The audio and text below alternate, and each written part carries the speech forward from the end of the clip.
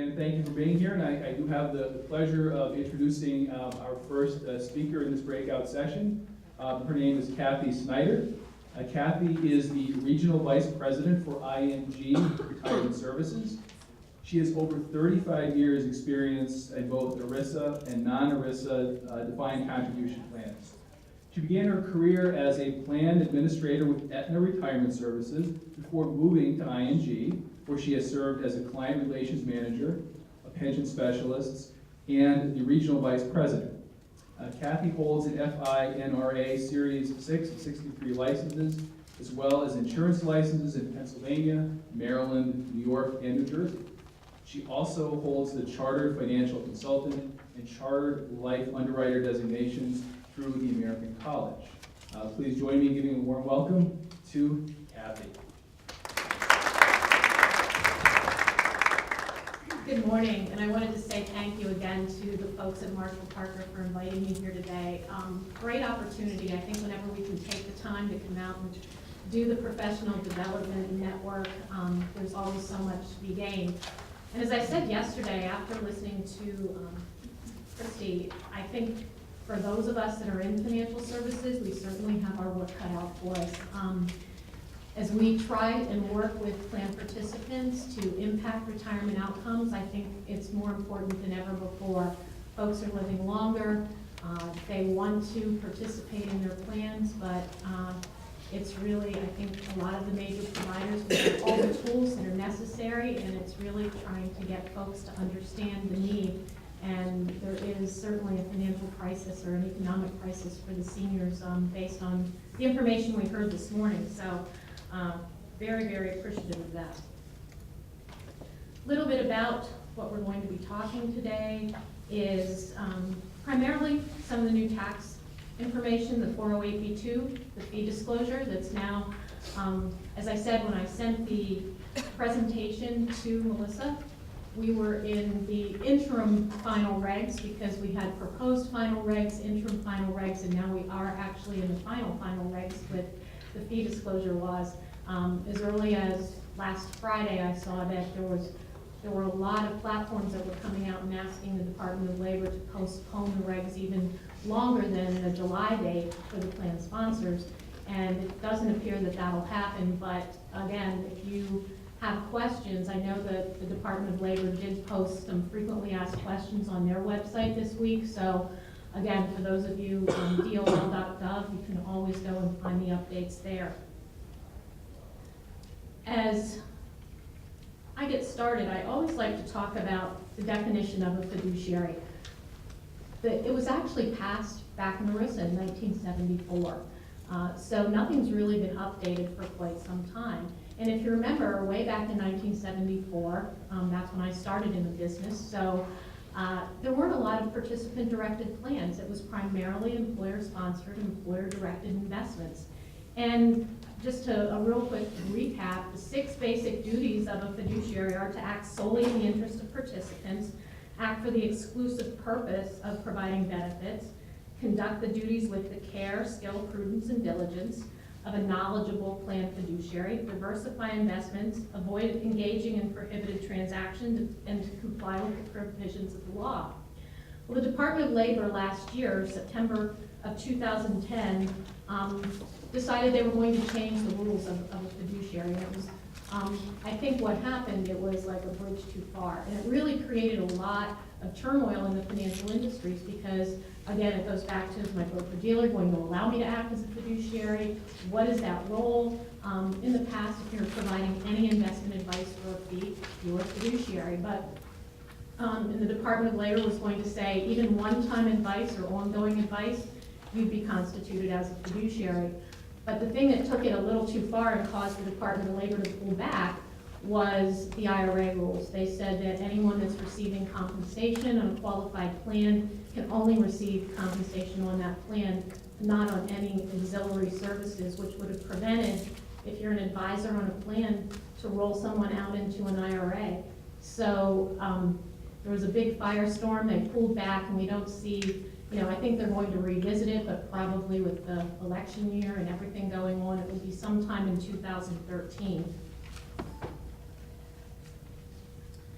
So we look at the government reporting. Basically, I think the whole issue with fee disclosure is not really about the fees, but is there a process that the plan sponsors are looking at as they evaluate fees, and it's really causing them to evaluate fees.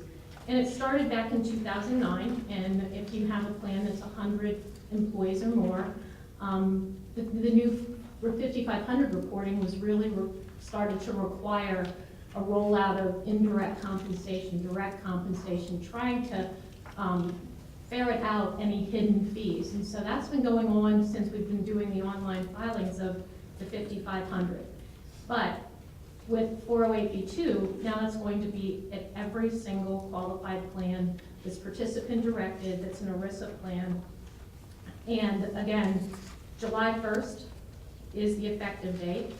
It does shift the burden from the plan sponsor to the providers as far as providing the fee disclosure information, but the plan sponsor is still required to evaluate fees, and that's where there seems to be a whole lot of confusion. And for example, when we're in meeting with the plan sponsor, we find many, many different venues of topics that we hear. As one is, I don't have any fees. And that's a real scary thing because they really haven't evaluated or dug deep. And I think one of the reasons for the new laws is so that the fees are very apparent. Second one is that they have a great advisor who's been doing the due diligence all along, and they're evaluating fees, and they're taking a look at the services that are provided. Third thing we hear is some folks say, well, I know I have to go with the lowest fees. And that's not true. It's evaluating the fees, looking at the services that are associated with those fees. And I always like to use the analogy, I stay in a lot of hotels, as most of us do. If I'm traveling on business, basically the table stakes are you need a bed, a TV, and a bathroom, and check in late, check out early. A budget hotel is fine. But oftentimes, if we're traveling for more than a couple days, you want the gym to kind of work through. You need wireless internet service, the free breakfast, which actually in the spirit of fee disclosure would now have to be disclosed in our industry, what's the true cost of the free breakfast. And oftentimes if you're traveling with your kids, you have to have a pool. You have to have all kinds of other services. So I think when we're talking to plan sponsors, it's really digging into what services does my particular demographic need. If I have a lot of turnover, do I need employee education on an ongoing basis? If I have a Hispanic population, do I need the bilingual materials? What type of technology do I need? Do I need my payroll attached in like an integrated format so to keep it simple? So there's all kinds of services and education services that are attached with those fees, and I think it's really a matter of evaluating not necessarily the cheapest. And the other piece that I always like to throw out on that is, probably about 10 years ago, we got a call from a local sponsor in my area, which is Williamsport, and he said, could you bid on, I'm starting a 401k, could you bid on that plan? And I said, well, it's not really our spot, but happy to have an advisor provide you with a proposal. 3 months later, he called back and he said, thanks, but we're gonna go with company A because they're so much less expensive. After that, a couple months went by and he called and he said, I really want you guys to write our 401k. And I said, I thought you went with someone else. And he said, well, they sent me a box. I have to do all my own enrollments. So again, I don't think we've seen that drastic of a change, but fees do matter. And if you go with absolutely bare bones, what are you getting for it? And at this point, I think the value of having an advisor has never been more important because you do need someone to help you benchmark those fees. Take a look at what are the needs. Take a look at the investments, your demographics, the services that are needed. You need time to run your business. And we also found that following the downturn of the market in 2009, a lot of plan sponsors said to us, we know that we're probably paying too much, but we need to save our business so that we can still have a business to have a 401k. So I think as we're coming out of that, sponsors are very willing to look, but they still need that help. They need to stay focused on running their business so that they can depend on the trusted advisor to really help them out. The second piece of fee disclosure is the participant level, and that's due actually later this year in November. So the third quarter statements are you're going to be seeing at a participant level a whole lot of information talking about fees. And it's not like they're new, it's just we're disclosing them and showing them in a way that they haven't seen before.